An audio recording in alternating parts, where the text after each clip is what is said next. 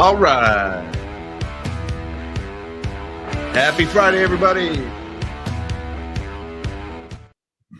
Good afternoon and happy Friday, everybody. It's my favorite time of the week, my weekly wrap-up Friday afternoon live stream. And guys, this has been a pretty crazy week. All right. Now, I don't say that every week. Some weeks there's slow weeks, but this week, man, it started with a bang. Monday morning, everybody was panicking. Godzilla on the thumbnail for the morning update. The yen carry trade, 99% of the population says WTF is a yen carry trade. And then by Tuesday morning, everybody's an expert on it, naturally. And then for the rest of the week, it was just kind of a whimper. The market just slowly grinded higher. And here we sit Friday afternoon. We're just a couple minutes away from market close. The market's threatening to go positive for the week. We're still ever so slightly below where we closed the week yesterday. So does the sell-off enter its fourth week? Well, I don't know. This could be a positive one. It's going to depend on the next few minutes of trading. But it hasn't really been that exciting for a couple of days. I mean, we really had this panic on Monday. And what did we learn this week from watching the market and the market's reaction to various data? So let's go all the way back to last Friday. All right. The market freaked out on Friday because the jobs report sucked. The economy created fewer jobs than expected, and the unemployment rate jumped by 0.2% from 4.1 to 4.3%. And I remember saying in the morning live stream on Friday, this is different, guys. All of a sudden, bad news is bad news again. That is a very dramatic shift in the market's reaction to bad economic data. Recall for the last, 18 to 24 months, every time there's been bad economic data, the market has ripped higher because everybody's like, the Fed pivot, oh boy, Zerpenberg, the easy money's coming back, I can't wait, my calls are going to the moon. We don't have that anymore. That all changed on Friday. Because on Friday, we got bad data, and all of a sudden, everybody started saying recession. You notice the soft landing people were awful quiet this week, weren't they?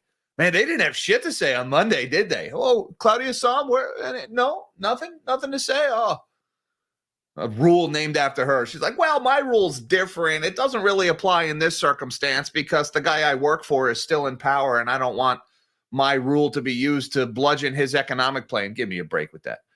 All right, the soft landing thing, are we done with that? Can we retire that stupid talking point? I mean, it took us like a year and a half, 2 years to get rid of transitory. Can we all agree to soft landing is BS, that's not happening? I mean, everybody was screaming recession, and people were freaking out on Monday, demanding 150 basis points of rate cuts in the middle of the day Monday. Oh, my God, the Fed made such a mistake. That doesn't sound very soft landing to me. I don't know. You guys tell me. So what was the lesson there? The lesson from Friday is that jobs is now the most important thing. The market sold off hard on that jobs report on Friday, and then that led to the mayhem in the Japanese market Monday night or Sunday night while we were sleeping because the yen carry trade started to unwind. Now, it was something that had already begun. The yen really started to strengthen on July 11th, way back when, a few weeks ago, when the Japanese finance ministry pounced on that lower than expected CPI print, decided to intervene in the currency market. They dumped $40 billion to strengthen the yen. The yen strengthened, and it continued to strengthen all the way through until that jobs report on Friday. And when we saw the market freak out on the likelihood of a recession in the United States, that spiked the VIX. And when the VIX spikes, you get a partial unwind of the carry trade because the carry trade becomes slightly less profitable on a VIX spike. And then as people start to unwind the carry trade, well, that sends the VIX a little bit higher, and it even causes a little bit of an unwind in the AI mania trades. And then that started to feed on itself, and everybody just freaked out on Monday. Now, I think they overdid it a little bit. Market found its bottom very quickly Monday morning, and it started to rally. And it rallied all the way through until Wednesday afternoon. Wednesday afternoon, we had a very sudden shift in the market again, and that was off of that dreadful 10-year Treasury auction. And then again, we had a lousy Treasury auction yesterday with the 30-year Treasury. We had two very bad, very big tail Treasury auctions in a row this week. Now, what's going on over there? That was the bond market telling us that they see inflation coming back, that they see these dovish statements from the Federal Reserve and these dovish statements from the Bank of Japan saying, don't worry, we're not going to tighten anymore. Okay, carry traders, chill out, everybody, pile back into the carry trade. So the bond traders are saying we're starting to worry about long-term inflation expectations.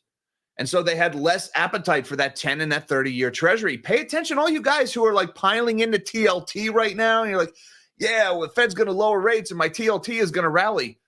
Check out a video my buddy Joe Brown did over at Heresy Financial. Lowering rates does not affect the long end of the yield curve. Lowering rates from the Fed only affects the overnight rate, maybe the 1 month and the 3 and the 6. Doesn't move the 10-year and it doesn't move the 30-year. As a matter of fact, if people start to believe that correctly that the Fed is giving up the fight on inflation, then they're going to start to demand higher interest rates for long-term debt because they're going to believe that inflation is going to come back. Again, correctly so. And those treasury auctions on Wednesday and Thursday gave us a hint of that. The market did not like that Wednesday. Now, again, we had a shift in market sentiment on Thursday. Well, what happened on Thursday? We got initial and continuing jobless claims that weren't really good news. The initial claims came down quite a bit. And there's some people that fudged it and looked at the needle differently. And they're like, oh my God, it's the biggest drop in initial claims in over a year. Okay, yeah, that's technically true, but initial claims were still like 233,000, well above the average for the year. It's just they came down dramatically from an astronomically high number last week. Anyways, the press will always put as positive a spin as possible on data. Continuing jobless claims, meanwhile, did continue to rise, although there were some downward revisions to that data that kind of softened that blow. The jobless claims data yesterday wasn't as bad as people were fearing, and so the market rallied again on Thursday. And so what's the takeaway from these really dramatic swings in sentiment over the last couple of days? Inflation is less important, and right now it is all about jobs, jobs, jobs, the unemployment rate. That is the big deal. That's what the Fed is watching. And since that's what the Fed is watching, that's what all the stock traders are watching because it's going to inform what the Fed does. And of course, bad news is bad news again, because look, we're in a recession, guys. We're heading into a recession. I know the technical recession and GDP prints are still positive. Yeah, I get it, because the government has the pedal to the metal on the economy. The government is spending money as if we're already elbow deep in a recession when we're not, which means the government won't be able to ride to the rescue with additional spending when we go into the recession. They're already doing that, and we'd actually be in the recession right now if they weren't. So the other reason is the government can't just suddenly increase their borrowing, not without the Fed going burr, because the bond market doesn't have enough liquidity to provide to the government if they decide, hey, our deficit spending is already 7% of GDP. Let's make it 10% of GDP or 15% of GDP. Screw it. Everybody gets a pony. Why not? The bond market has to supply that cash. And right now, the bond market doesn't have enough cash to supply to the government to enhance that borrowing, not without the Fed intervening and monetizing the debt. And again, see earlier discussion about what happens to inflation expectations. If the Fed does that, everybody's going to freak out thinking inflation is coming back. So the job market is really the important thing, which means for the next couple of weeks, we really don't have that much activity over the next few weeks. Earnings season is largely behind us. There's still plenty of earnings to go, but all of big tech, all the banks, they've already reported here, at least the big banks have. Next week, we have CPI. CPI is always an interesting thing, but again, at this point, everybody is like universally in agreement that the Fed is going to cut in September. The debate is 25 versus 50 now. So I don't think CPI is really going to move the market all that much, unless, of course, CPI surprises big time to the high side, which I just don't think is going to happen because everything I've seen in the economic data and the quarterly reports and everything says that companies have lost their pricing power. They can't pass those increasing costs on to the consumer. Those costs are still increasing. We saw it in the PMIs from ISM last week. Manufacturing and services PMIs both saw higher input costs, but they can't pass those costs on to the consumers. They lose business when they do it. So it's all about the jobs data. And so we're going to look at some of the jobs data because this week we have had anecdotes, or anecdata, as I like to say, tens of thousands of layoffs are being announced every week. They are piling in.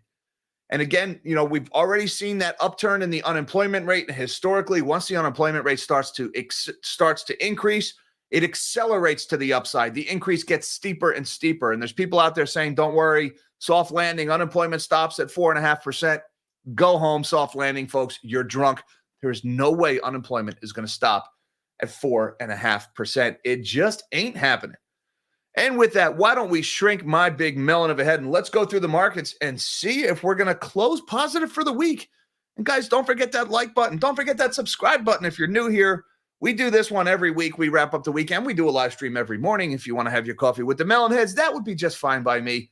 The S&P is up 22 points or 0.43%, so it's up on the day. It's been a pretty boring day watching the markets. It hasn't really swung more than a couple of points in either direction. Now, for the week, it's been very interesting. Let's zoom in a little bit. We're looking at daily candles right now on the S&P 500. And the week, of course, here's Thursday last week and here's Friday. We had the big sell-off in the S&P on those jobs numbers last week. And then, of course, big gap down at the open on Monday. And then all of a sudden, everybody becomes overnight expert on the yen carry trade. The market starts to rally. And then, we had that lousy bond auction on Wednesday. And so even though the market started very high, it gave up all those gains and came all the way back down. But, of course, we continued rallying for the remainder of the week. And now we sit here. What happened? No, not back. Go back to my 1 days. Sorry, I got a little fat finger there. Now we're sitting here. We are just barely, ever so slightly below the Friday close right now. So it's still a negative week, but only by a couple of points. And we still have a half hour of trading. So we'll see where we end for the week. By the way, we gave up the 50-day moving average on Friday, still below that. Looking at weekly candles now, 1, 2, 3 weeks of a sell-off. And then we started the week really bad. But again, we've just risen pretty much constantly since that Monday morning panic. Right now, the sell-off is still in its fourth week. But guys, it's looking an awful lot like that April sell-off, isn't it? Don't these charts kind of resemble each other? If that's the case, then that would mean we're probably heading higher from here. And as we mentioned on the morning live stream this morning, we've still got NVIDIA earnings, which are probably going to be very good because CapEx is still flowing from big tech into NVIDIA. And the AI bubble has not popped yet. So maybe we just resume higher right now, but NVIDIA earnings are still 2 weeks away, so a lot can happen in those 2 weeks. Let's look over at the Dow. Right now, the Dow is also positive for the day. Again, pretty meh kind of trading day here, up 40 points, 0.1%. Hasn't really moved very much in one direction or another. Now, looking at the Dow chart long term, this is a little interesting technically, all right? Now, we're looking at daily candles once again in the Dow. And you'll notice that 50-day moving average, look right where we're at right here. I mean, we came down, we bounced off that level on Friday. We gave up the 50-day moving average on Monday, came down, got within striking distance of the 200-day. We rallied from that level. Now, if we zoom in here, you can see yesterday we stopped dead right on the 50-day moving average. And now here we are with the Dow. It's moved up, it's moved down, but pretty much right where we started the day, right on top of the 50-day moving average, unable to reclaim that level. The close is going to be important. We'll see where we close to finish the week on the Dow. And, of course, the NASDAQ pretty much doing the same thing, although the NASDAQ's doing better than the other indexes. The other indexes are kind of treading close to break even right now. The NASDAQ is up today 78 points, almost 0.5% higher. So it had a pretty good day. And looking at the long-term chart on the NASDAQ at the daily candles, you will notice we came down. We lost the 200-day moving average on Monday, bounced right off of it, though, came right back up and settled well above it. So now the NASDAQ is actually threatening, still negative for the week. We are still below that Friday close. If we set this to weekly candles right here, the sell-off is technically in its fourth week now, threatening to go positive, though. This could be the end of the sell-off. This one, however, you'll notice doesn't quite look like the April sell-off. If you look at the NASDAQ, this sell-off is a hell of a lot worse. So that's a little bit leaning towards maybe the AI bubble is bursting here. The fact that the sell-off got a lot more volatile here could be an indicator that this AI trade has run its course. And, of course, one last thing I want to talk about is the VIX, guys. That big monster spike in the VIX on Monday that wiped out a lot of short vol traders. That was the third largest spike in the VIX in history. Only the VID and the GFC saw bigger spikes in the VIX than we did Monday morning. So that was a very significant event from volatility perspective.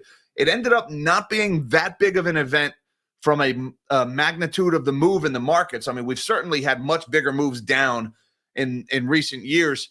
We ended up, though, the Dow gave up 1,000 points on that day, but it opened down like 1,300 at one point. So all things considered, it could have been worse. But keep an eye on that, guys. Increasing volatility. There's still a lot of people picking up pennies in front of that steamroller, and that is not going to end well for those folks. And before we get a little too deep in here, I just want to say thank you so much to M&J for gifting 10 Nobody Special Finance memberships. Thank you, M&J.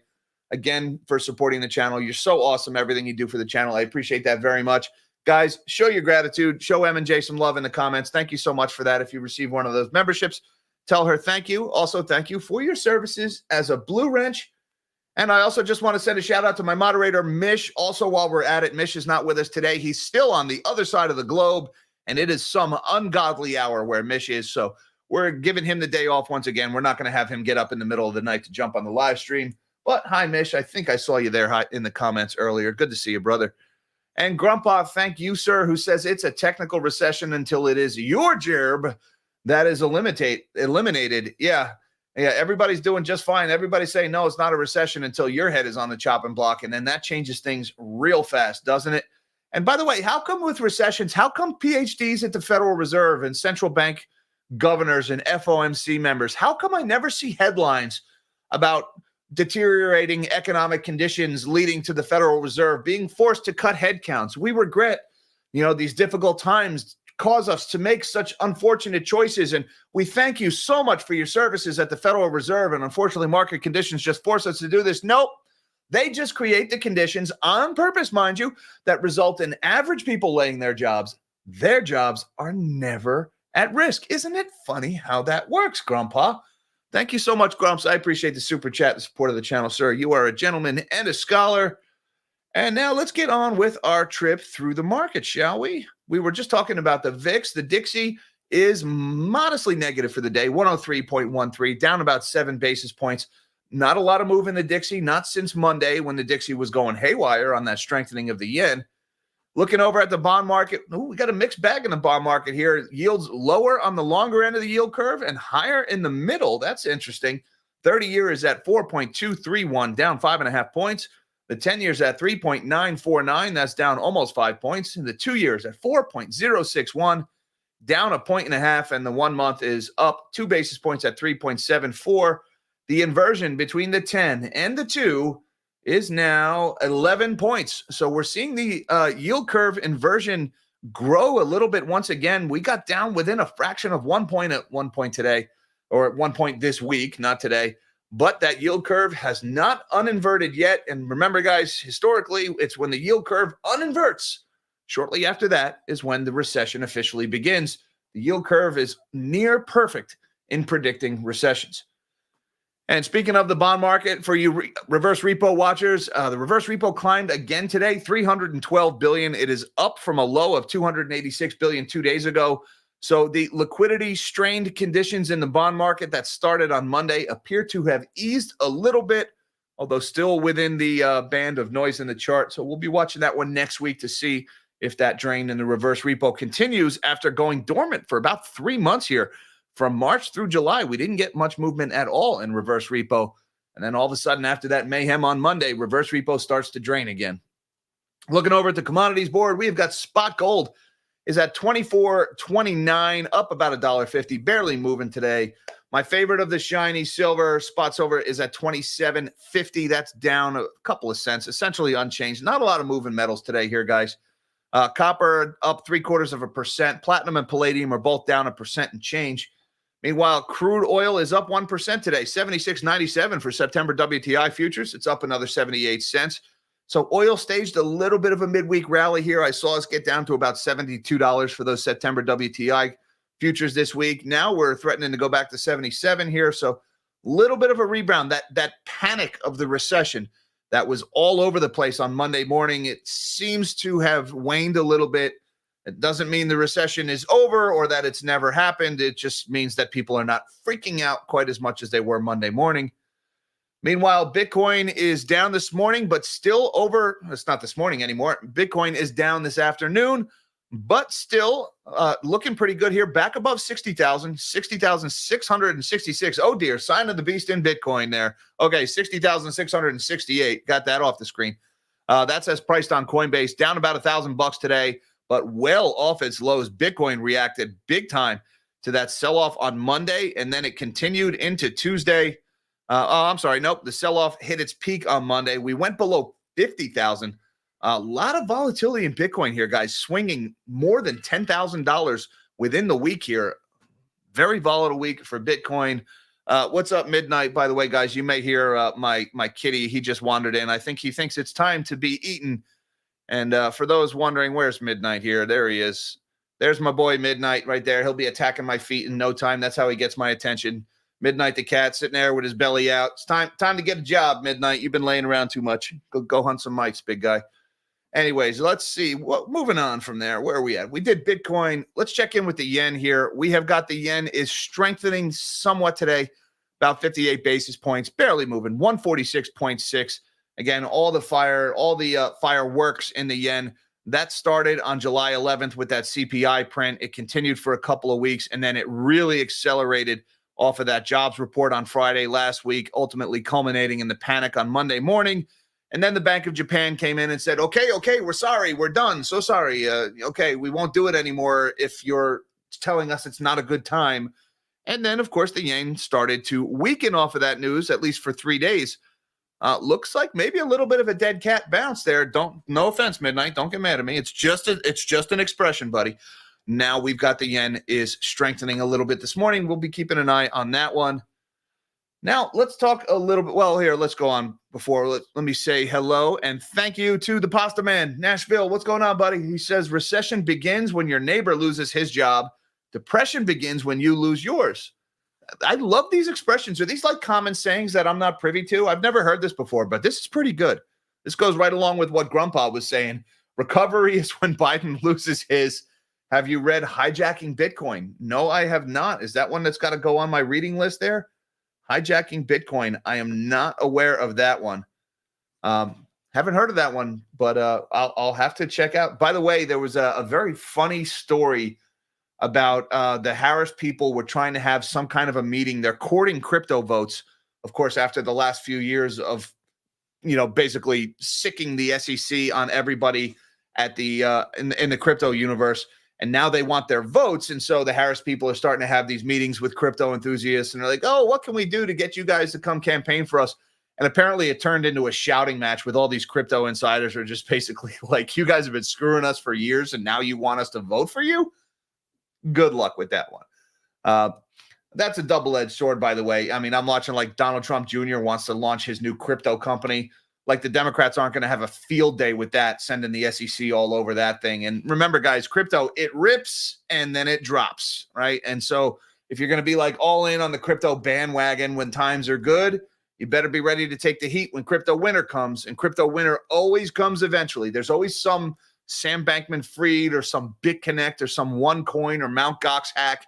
There's always something that's going to trigger the next crypto winter. So just be careful and be mindful of that. Enjoy the good times, prepare for the bad times. And, of course, don't ever leave your Bitcoin on the exchange. Thank you so much, Nashville Pasta Man. And thank you to Cole Marsh, who says, get Midnight some nip. Love you. All right, my kitty's on the nip now. Midnight, you got a present coming your way. Oh, he ran right back in here when I said that. He's getting excited. He flipped out a second ago. Now he's scratching at the carpet. My kitty's going nuts today. It's really hard to keep your concentration and maintain a train of thought when there is kitty shenanigans happening just to your right. But thank you very much, Cole Marsh. I appreciate that. Midnight's getting himself some nip tonight. It's going to be a good weekend for the kitty.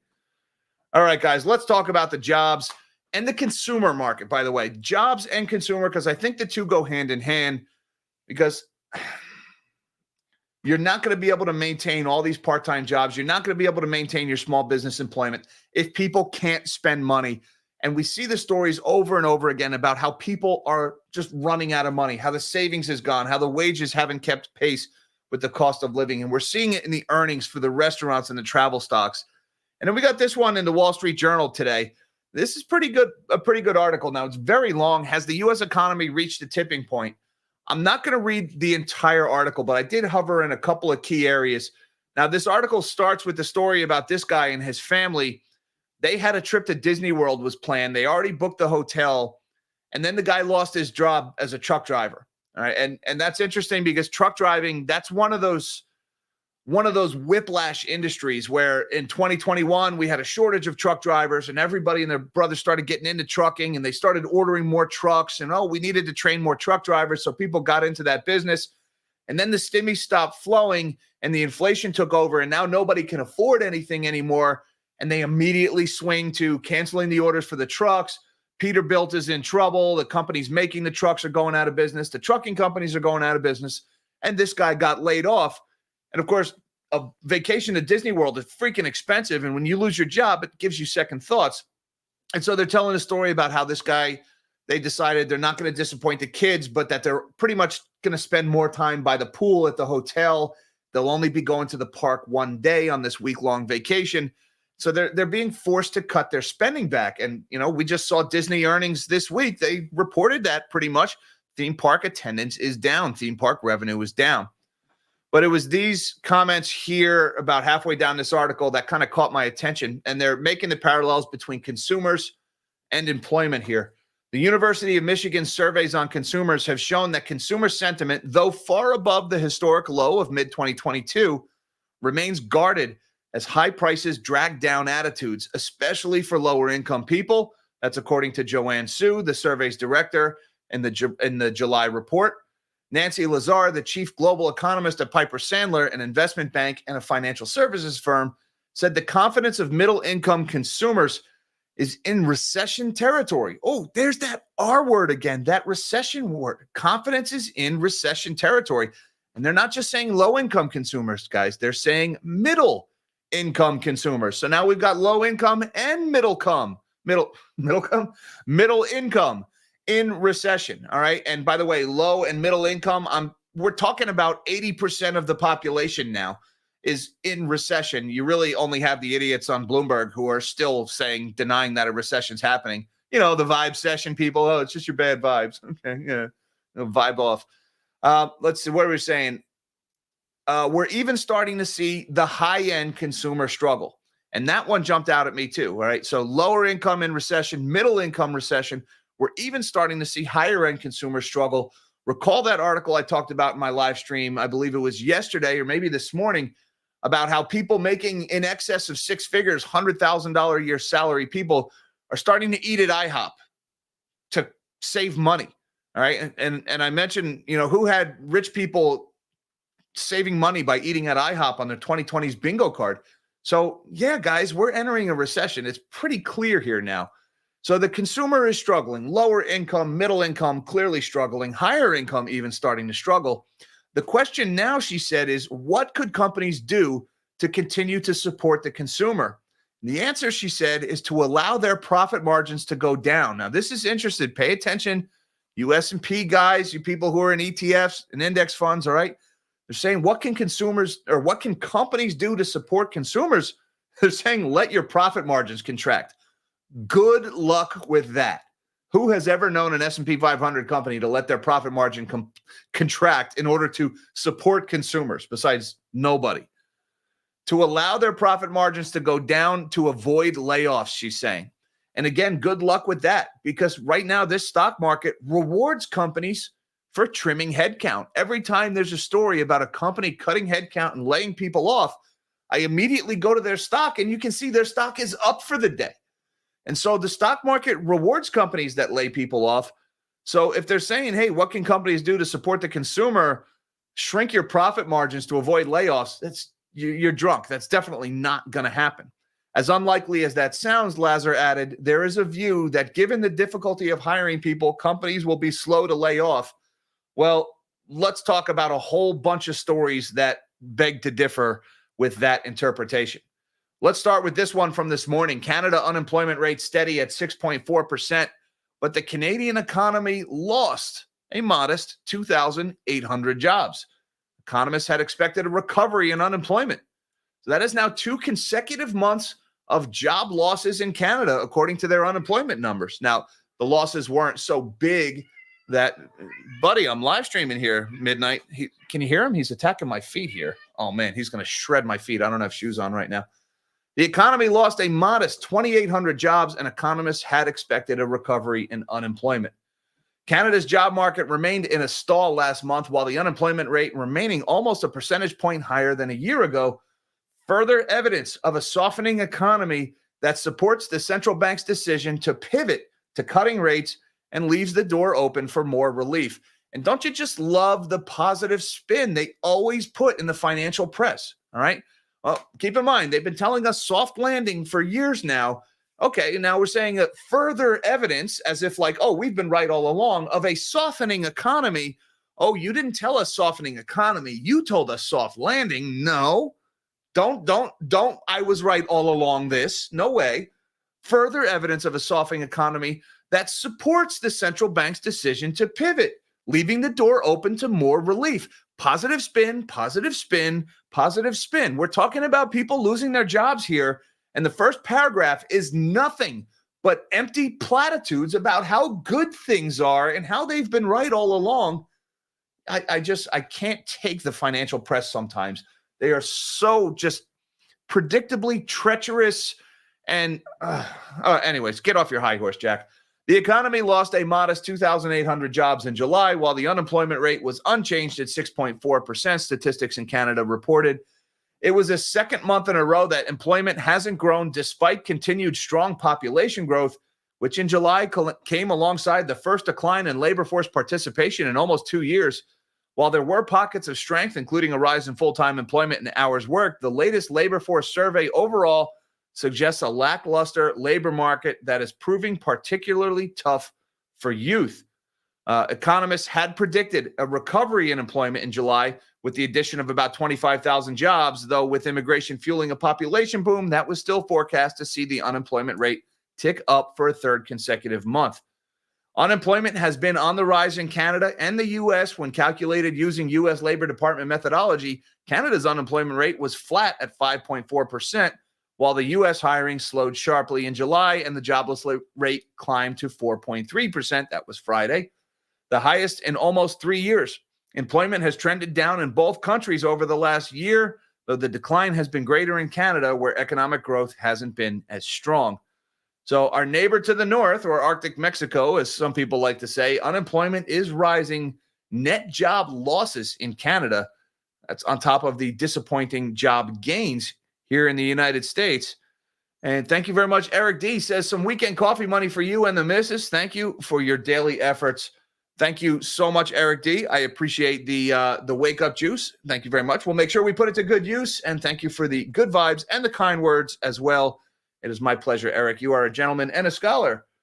But we must get on with the doom. We must continue with the unemployment nonsense because, guys, the anecdata, it continues to come in. Pardon me while I clear my throat. Exclusive. This one just hit the tape a couple of hours ago. Cisco to lay off thousands more in second job cut this year.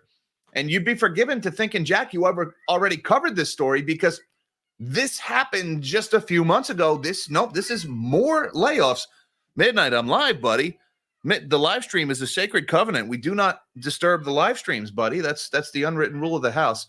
I apologize for my kitty. He's a sweet guy, really. All right, moving on. Cisco to lay off thousands more.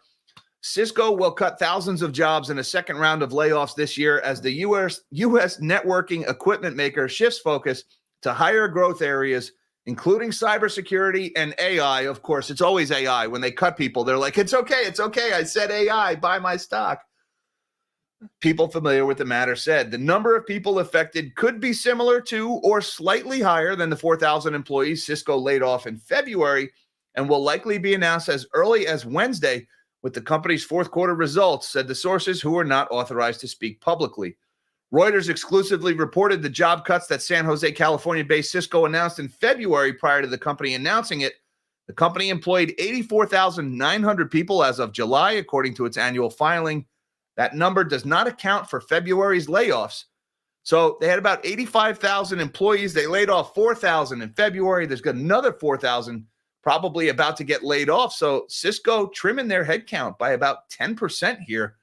Thousands more layoffs, guys. And remember, this market will be driven by the labor market, by the jobs. That's what freaked people out last Friday. That's what led to the panic and the worry of a U.S. recession in Japan that caused more volatility and more unwind of the carry trade and led to that mayhem in the markets on Monday.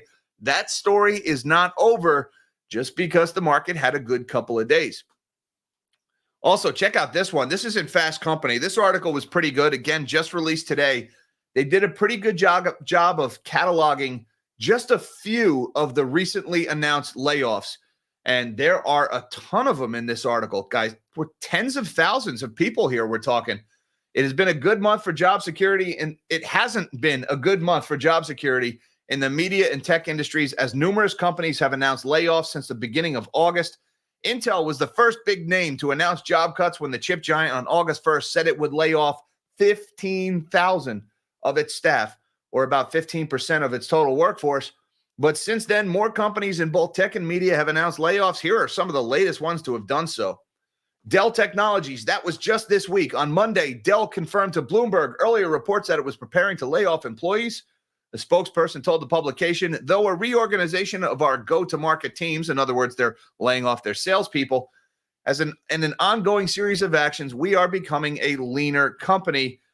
However, according to a more recent report from SiliconANGLE, the number let go could be quite high. Citing a source who is close to the matter, SiliconANGLE says Dell may be planning to lay off as many as 12,500 workers, or about 10% of its staff. Again, guys, tens of thousands of people losing their jobs here. And just for scale, about 160,000 jobs is 0.1% unemployment. And also keep in mind, you only hear about the big companies cutting headcounts in the news. You don't hear about all the small businesses that are also out there cutting headcounts. So this is probably a much bigger problem than even these headlines would suggest. You also got LegalZoom, the online legal document company. Wednesday announced it would lay off 15% of its global workforce in a restructuring effort, aimed to save $25 million a year. Eventbrite, the ticketing platform, is laying off about 100 employees, or 11% of its staff, Business Insider reported on Thursday. Axios, the media site, announced that they'll be laying off 50 of their employees, or about 10% of its staff. Gee, Axios is one of those media outlets that's been telling us it's the strongest economy ever for so long.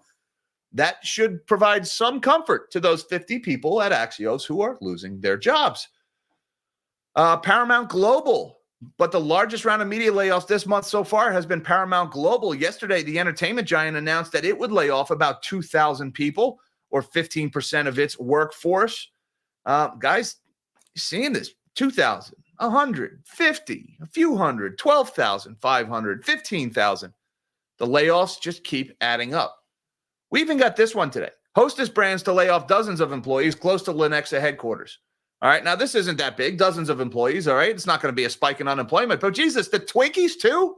Are sales of Twinkies down? How bad is this economy? Twinkies are one of those things that's supposed to survive a freaking nuclear holocaust, has no shelf life, no expiration date. It will be around for hundreds of years, long after humanity has died and turned to dust, and they're carbon dating our bones. There will still be edible Twinkies out there, but it is not surviving this economy.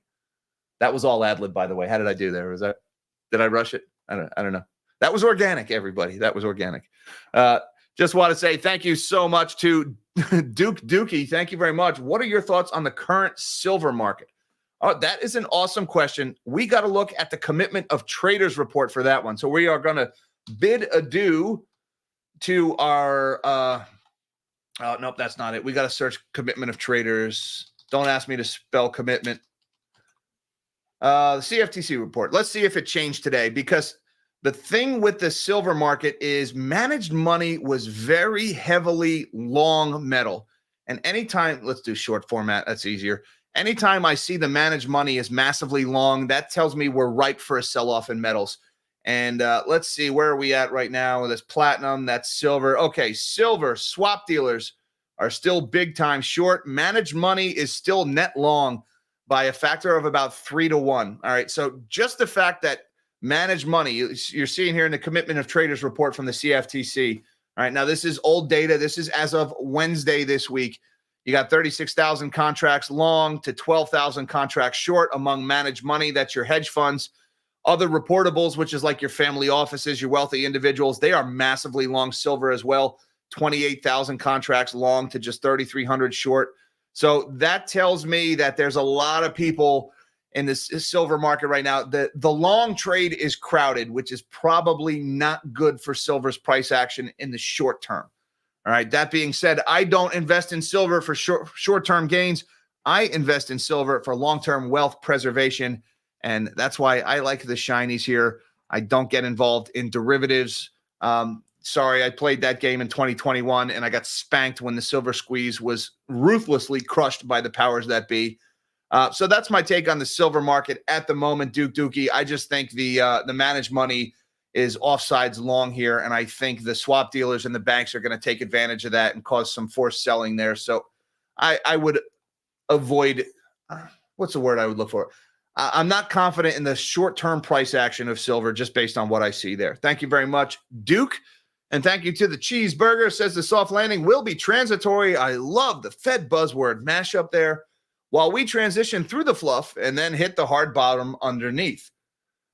So it's just a slow transition through the fluff. The soft landing did happen. You just didn't notice, abruptly followed by a sudden deceleration that resembles a body going splat on the pavement.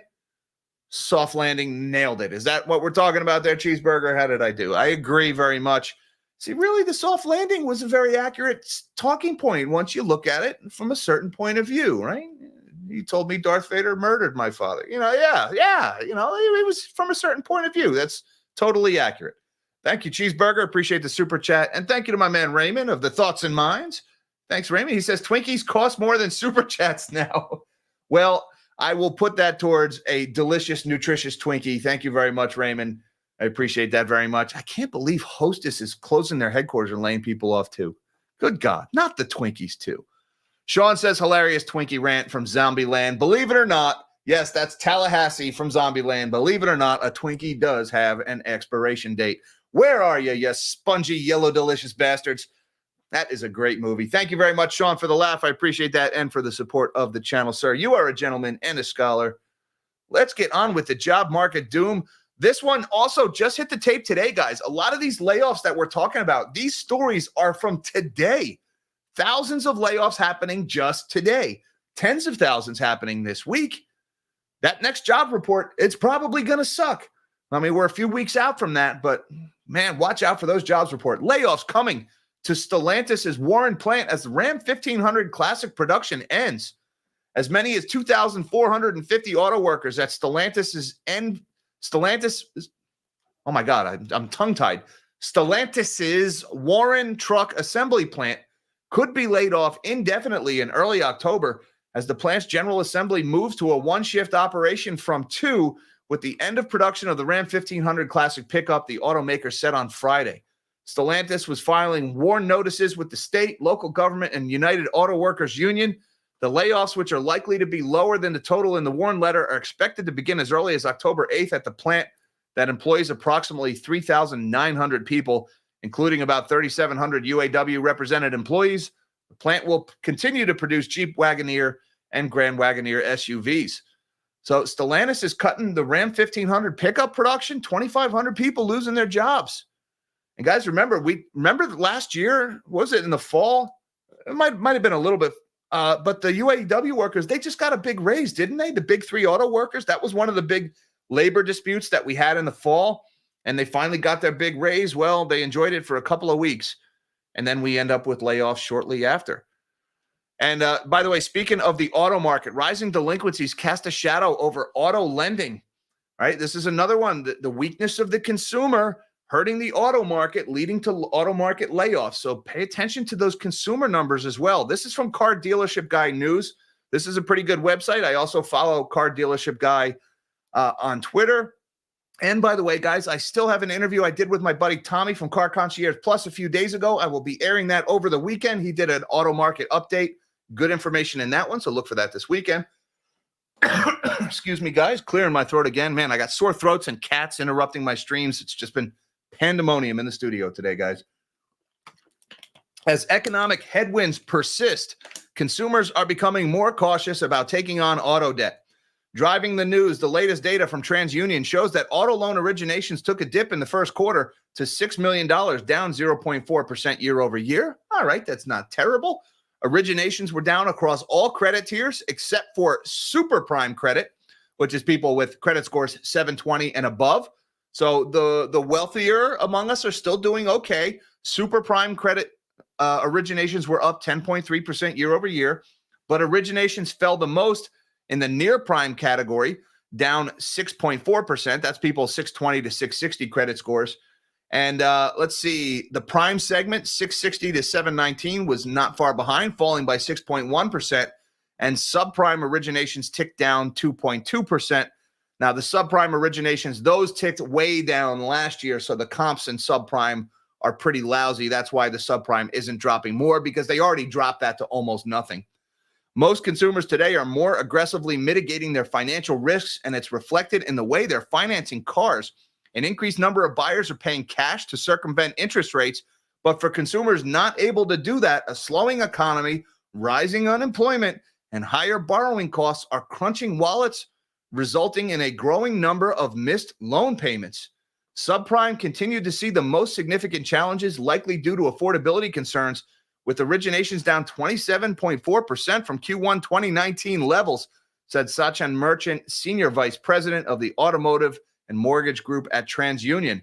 Higher delinquencies are worth watching, and they're impacting loan availability at this time. Potential for rate declines coupled with more normal inventory levels and reduced prices could provide some relief to consumers in this market. Let's look at some of the numbers here. According to the New York Fed, around 8% of auto loan balances are newly delinquent, 30 days late. 8% of auto loan balances delinquent. That's bad. That's very bad. All right, 60-day delinquencies. That's increased year over year by 4.9%. Prime 60-plus day delinquencies have stayed relatively flat, so people with good credit are still paying their bills. Subprime loss severities, the portion of auto-backed bonds, including unpaid interest and ancillary income that an investor loses in the event of a default, increased from 57.5% in June to 60% in July. Wow. People are taking a lot of loss in these asset-backed securities that are backed by auto loans. With the labor market starting to bend, auto lending will likely continue to see higher delinquency rates, especially in the subprime segment. Loss severity rates continuing to trend higher is troublesome for auto-backed investors and is forcing lenders to tighten. Bright spots, though, used car prices have come down meaningfully. That's something me and Tommy talk about in our interview. And new vehicle prices have started to fall as incentives creep back into the market. And guys, we're going to wrap it up here real quick, but a couple other things I just want to point out. That was auto loans and consumers, and you can already see how, consumers being taxed, delinquencies rising in the auto finance market leads to fewer people buying cars, leads to more layoffs in the car industry, which leads to fewer people able to make their car payments. You see how the consumer is hurt, leads to higher unemployment, and higher unemployment leads to more hurting consumers. It can kind of spiral out of control here. Well, we got headlines like this: consumers cut back on travel and experiences amid uncertain economic outlook. All right, this is another hint that higher unemployment is coming. Consumers are reportedly delaying or cutting back on travel and experiences amid an uncertain outlook. Online booking platforms, airlines, hotels, and other companies in this sector have noted this trend during recent earnings calls. Some have warned investors that they expect bookings to be flat in the current quarter. Hilton Worldwide said that it was seeing U.S. demand slowing with leisure travel very, very low. Not just one very, but two veries there. They're very, very low because consumers have less disposable income per their report. Another hospitality company, Marriott, said softer demand in North America contributed to the company's lowering forecasts for growth in room revenue. Walt Disney said on Wednesday that it had seen weakness in its parks division. Recall that story about the truck driver who lost his job, cutting back on his spending at Disney parks. Online booking platforms, Airbnb and Booking Holdings, both said they've seen slower growth in the U.S., with consumers selecting lower-priced options. Short-term rental management platform Beyond said people are booking trips closer to the travel date when they're sure they'll have the funds they need. This news comes at a time when the economy has seen a stock market rout and mounting recession fears, as payments reported on Monday. So you can see here, travel, guys, consumers cutting way back on travel. And that was one of the big sectors last year that led to a lot of job growth, a lot of the leisure and hospitality jobs. They're not going to be here this year. And of course, as consumers are cutting back, they're also cutting back on their credit usage. Consumers cut back on credit as debts and delinquencies rise. Credit use is rising at a slow pace associated with recessions. There's that R word again. That recession. I was told the soft landing would be nailed. Consumers increased the amount of credit they used in June at a slower rate, and a sign of rising financial stress on U.S. households. Consumer credit rose by a modest $8.9 billion in June, according to Federal Reserve data. Economists had expected a $9.7 billion increase, so it's a big miss there. The use of credit in the 12 months ended June advanced by 1.9%, but that was down sharply from a 5.3% yearly rate in June of 2023. Typically, the use of credit only rises that slowly around a recession, a sign that households are feeling more financial distress. Revolving credit, like credit cards, actually declined in June for the second time in the past 3 months. The last time that happened was in 2021. Credit card interest rates are as high as 20% or more. Auto and student loans, known as non-revolving credit, rose at a 3.4% annual clip at June. That category is much less volatile. The report doesn't include mortgages. I would point out that's the largest category of household debt. Big picture here, high interest rates and lingering inflation have forced consumers to be more careful about how much they spend and what they buy. They've also depleted a lot of their savings and have to rely more on current income. Lower income households are feeling even more stress, as evidenced by rising debt delinquencies and credit card balances. So, guys, let's take a step back from all of this and look at what's really going on here. The consumer is strapped. He's in debt. He can't take out more credit. He can't afford his car payments. The car companies are laying people off. The tech companies are laying people off. The travel companies are laying people off because people are traveling less. Does this sound like a soft landing to you? No, this is a recession. And this has nothing to do with the current rate of inflation. This has to do with the cumulative impact of all of the inflation that came before. And then the Fed jacked up interest rates in order to prevent wages from rising. And now people are all out of savings. And they're like, oh, what happened? Where did all the consumers go? How come they're not consuming? Because they're broke, because you made them that way. But don't worry, PhDs at the Fed, they are the last ones to ever lose their jobs. So I'm sure the PhDs at the Fed who are assuring us that everything is just fine, they'll be just fine. Don't worry. And thank you so much to Eric D for becoming a new YouTube member. Thank you so much, Eric D, and welcome to the Melonhead, sir. I appreciate you supporting the channel. Thank you, Cheeseburger is also supporting the channel. He says, so where do all these unemployed work now? Where do the unemployed work? Unemployed. They probably work at the same place as the dude. Remember the dude's briefcase? What was in the briefcase? And he says, papers, papers, my work papers, when his briefcase was stolen. And then the cop says, well, what do you do? And he says, I'm unemployed. Yeah, that's what they do. They do the dude's thing. All right. They're out there trying to find the rug. It really tied the whole room together, man. Thank you so much, Cheeseburger, for supporting the channel, sir. And thank you to Kevin DeBella. My power's flickering. Don't do this to me again. You've said de-dollarization is overblown, but bad bond auctions means investors don't want our debt. Consumer is crushed. R word coming. Zerpenberg coming. Isn't this doom for the USD? No, not necessarily. And look, the de-dollarization, I do think it's overblown because we don't have any other option. The BRICS currency, guys, the only thing the BRICS countries agree on is that they hate us. They don't agree on anything else. They actually hate each other too. So I really don't think this BRICS currency is coming anytime soon. It was supposed to be last August. I remember everybody was telling me last August the BRICS gold-backed currency was, at their BRICS meeting. It never happened. And here we are a year later and it still hasn't happened. I just don't buy it. I don't doubt their intent. I don't doubt that they want to get off the dollar, but they can't. I mean, case in point, the oil trade between India and Russia. We kick Russia off of the SWIFT system. And Russia says, no problem, we'll just sell our oil to India. And India says, no problem, I'm going to pay you in rupees. And for a while, Russia says that's fine. Until Russia realizes, now I have this giant freaking pile of rupees. What do I do with them? I don't buy anything from India. And so if I go dump these rupees in the open market in order to buy my rubles, well, I'm going to crash the value of the rupee and I'm going to let my money become worthless. Gee, if only there was some central reserve currency that all this oil trade took place in, where you didn't have to worry about the sudden changes in the rupee if you did that. Case in point, getting off the dollar is a lot easier said than done. I don't doubt that they want to. Now, the whole thing about the unwind of the carry trade, that is bad for the relative value of the dollar versus the yen.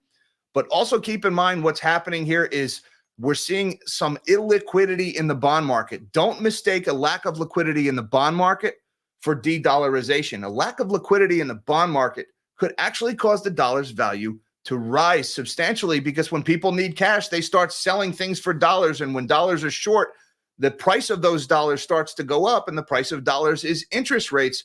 So a liquidity event in the bond market could result in interest rates spiking and the dollar value spiking. So once again, I don't think the whole de-dollarization thing, I think over time, yes, it will happen because the U.S. has really savagely abused the privilege of having the world reserve currency with all the inflation we've exported. But there's just no other viable option. And I've said it before, that the closest thing to being able to replace the dollar as a global reserve right now is Bitcoin. And that is nowhere near ready to replace the dollar as a global reserve currency. It certainly won't be the ruble or the ruble or the rupee or the yuan. And I don't think it'll be a BRICS currency. I really don't, because they're not going to create a gold-backed currency that takes away their ability to financially repress their own people. Oppressive governments don't do that sort of thing. So I really don't see any other way out. It was a good question, though. It was a thoughtful question, Kevin DeBella. And it's just not an echo chamber, so no blood, no foul. Thank you very much, sir, for the super chat and the support of the channel. And I agree, Zerpenbert is coming back. And thank you to Janet's wig. I recognize that Command and Conquer General 0 Hour thumbnail anywhere. He says, requesting a depiction of Aunt Janet berating her cat for interrupting her job. Bonus points for financial or cat puns. That's specific, man. I'm not a freaking improv comic. Oh my God. I can't do that on the spot, dude. I can't. That's very specific. All right. I will give that some thought over the weekend, and maybe I can come back to you with Aunt Janet lecturing her naughty kitty for no, don't you dare meow while mommy is busy repressing the plebs.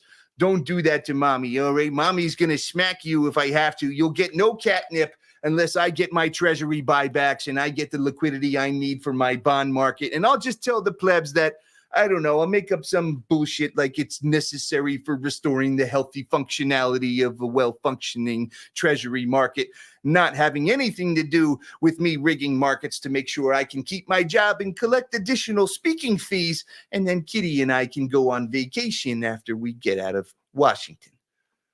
How was that? That was a very specific request. I don't know, man.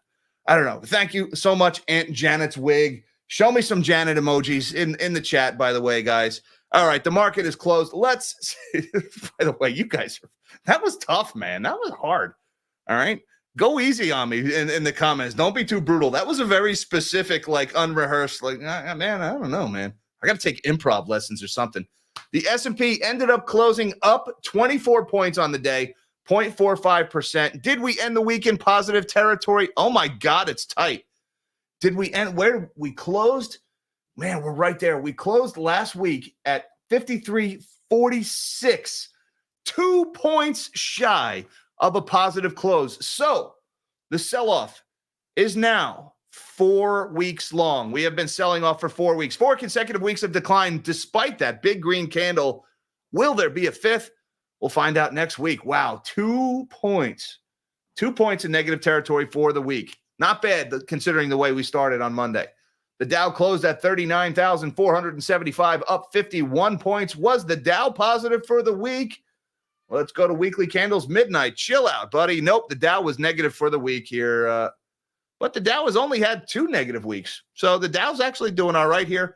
Let's go back to the 1 day. Did we break that 50-day moving average? We did not. We closed below the 50-day moving average here. So a little bit of a technical rejection. We'll see if we open the week down to start next week. That would be a bad sign for stocks. And the NASDAQ closing at 16,745. Pretty good day for the NASDAQ, up 85 points. Was it enough to give us a positive week in the NASDAQ? And it was not, just barely negative. We closed last week in the NASDAQ at 16,776. Currently 16,745. So the NASDAQ gave up about 30 points this week. All things considered, though, that was a pretty good week for the NASDAQ. But we are now in our 4th consecutive week of sell-offs, despite the big green candle. Will there be a 5th? Well, we'll just have to wait and see until Friday. And oh, wait, hold on. I got one more. I was about to wrap it up, and then Cheeseburger jumps in here. Cheeseburger says you're forgetting chaos as an alternative to the USD. Chaos is an alternative to the US dollar. Yes, I mean, we could abandon the whole concept of reserve currencies and just go back to killing each other and taking what they have. I mean, the caveman method, you could just bludgeon people over the head and take their stuff. Yeah, I mean, we could, that is an option.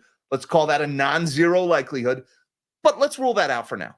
All right, I appreciate a good bit of doom as much as the next guy cheeseburger. All right, I'm on board with that, but let's not go full Mad Max just yet. All right, 2 men enter, 1 man leaves. All right, guys. Thank you so much. We've been going for about an hour. We're going to wrap it up there. Thank you so much, guys, for all the super chats and the support of the channel. You guys are awesome. Thank you to Aunt Janet's wig for the way out of left field comment about Aunt Janet and her cat. That was a lot of fun. Also, thank you to all my channel members and magnanimous melonheads on YouTube and Patreon. You guys are great. Links down below to all that good stuff, should you feel so inclined. Hi, Mom. Hi, Dad. I love you guys. Everybody have an awesome weekend. And until next time, live small and dream big.